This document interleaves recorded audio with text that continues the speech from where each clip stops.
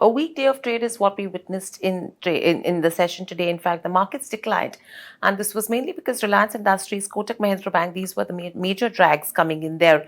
An interesting one with regards to PFC, where we did see the stock hit a record high as well. Nifty ended below the 19,700 mark, whereas almost a 300 points cut is what we saw in terms of the Sensex. The bank Nifty was also weak in today's session, but there was clear outperformance by a few points, in terms of the benchmark indices. Talking about sectors, Nifty Pharma was the top gaining sector with newsmakers like Dr. Reddy's, Lupin, Aarti Drugs, etc. Whereas if you see in terms of the top loser, you had the FMCG pack, which was a downer in today's session, mainly ITC taking it lower. Overall, if you see the breadth, that was in favor of the bulls in today's session.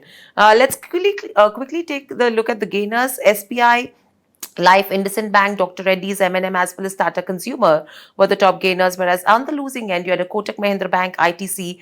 ITC was a loser because clearly they've gone ahead and announced the demerger of the hotel business, and that was something which the markets did not take it really well. And we did see profit booking after the kind of run-up that we've already seen.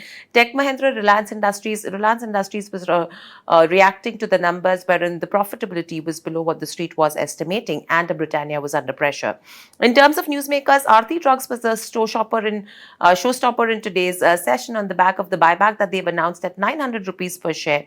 Plus on the earnings, SJBN on the back of the order wins was in focus. GMR on the smart electricity distribution order was in focus in today's session. RITES again hit an all-time high on an order win, as well as NHPC on the back of an order win hit an all-time high.